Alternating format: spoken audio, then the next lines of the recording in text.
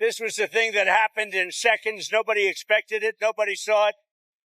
Very talented people are there, and they didn't see it. Flash floods don't wait for warnings. In central Texas, it takes just one stalled storm, and by sunrise, the Guadalupe River flips from a lazy stream to a wall of water, jumping 26 feet in less than an hour, swallowing camps, roads, and whole neighborhoods.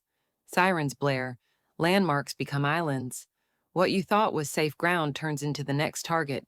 This isn't exaggeration. It happened here, and the lakes dotting the landscape, they're not just scenery, they're our final defense. In July 2025, the Hill Country faced the worst flood in a generation. A thunderstorm parked itself overhead for hours, dumping more than 20 inches of rain before breakfast. That's 4 months of rainfall in one night. The river at Hunt exploded from 8 feet to 34 in just 45 minutes. So fast, the river gauge failed. But the Guadalupe didn't do this alone. Its branches, Cypress Creek, Johnson Creek, Bear Creek, all turned violent and poured their rage into the main channel.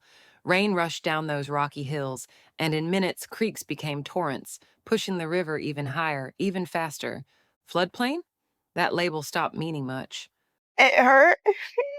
It just sucks that a lot of people just lost their lives, but it's really good to hear about the people that are getting out and stuff. The water blasted 5 football fields beyond the so-called safe zone on FEMA's maps. Camps believed to be just outside the risk, neighborhoods built safely above the last disaster, underwater, cut off, their escape routes erased. Hundreds waited on rooftops for rescue helicopters.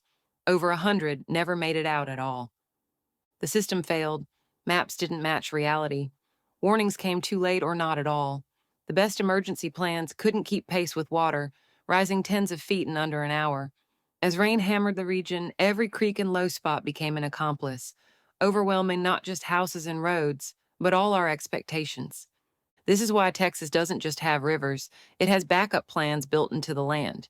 The striking blue lakes you see aren't ancient. They're man-made, engineered as barriers against the very disasters that used to tear the state apart on a regular basis.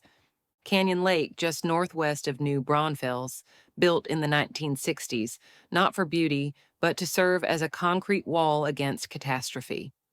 In 2025, it caught a 12-foot surge before it could erase more towns. Without that dam, the wall of water from Hunt, Ingram, Kerrville, Comfort, and every flooded creek would have hammered New Braunfels, Seguin, and everything downstream. And it doesn't end there. Down the line, a chain of smaller human-made lakes. Dunlap, McQueeney, Placid, Gonzales, slow the river, add storage, and buy more time.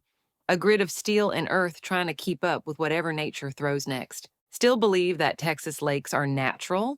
Nearly every big water body west of Houston is a product of bulldozers and dam crews. The so-called natural lakes, Travis, Buchanan, Canyon, are modern inventions by choice and necessity.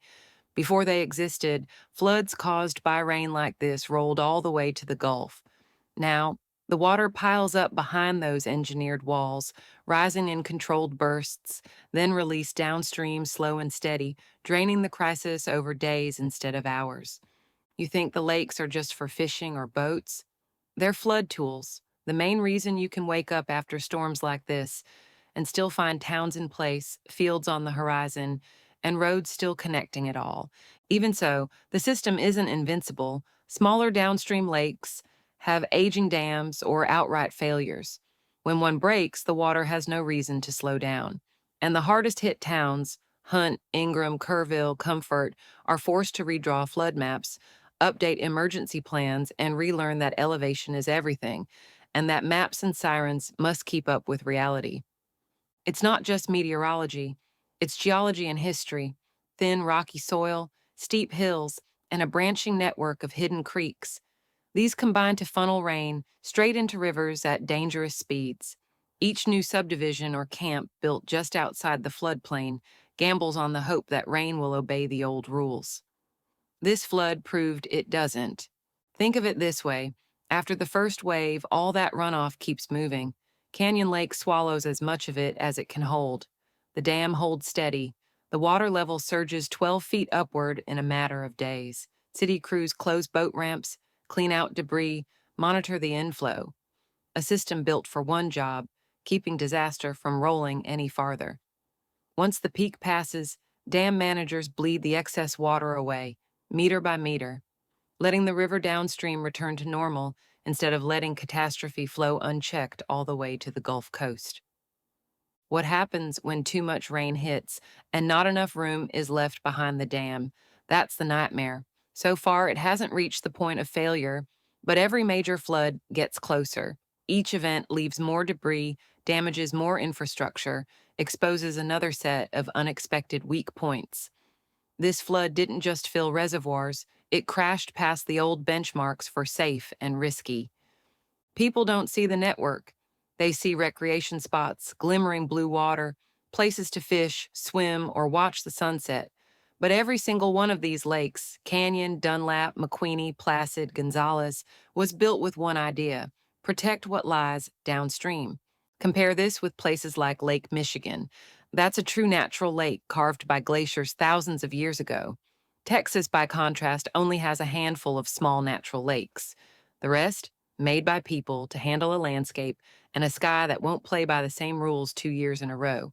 Every flash flood writes a new chapter. Every creek that roared that morning, Cypress dumping into the camps, Johnson running wild at Ingram, Bear Creek swelling northwest of Kerrville, now sits quietly again, waiting for the next storm to test where human engineering ends and nature takes over. The aftermath?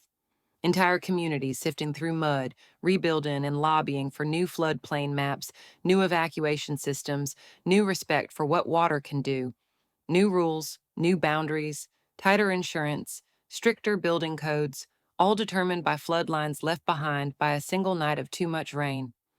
Look at a map of hill country now.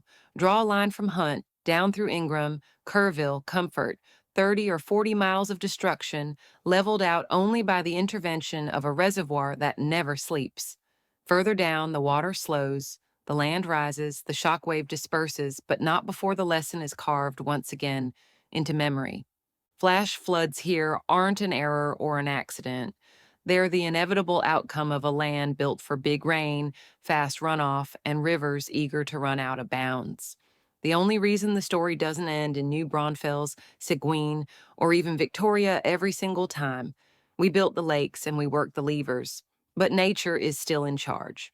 So next time you drive past a lake in Texas, don't just see a postcard, see a holding tank, an engineered pause button on disaster, the only barrier between another record-breaking flood and everything downstream.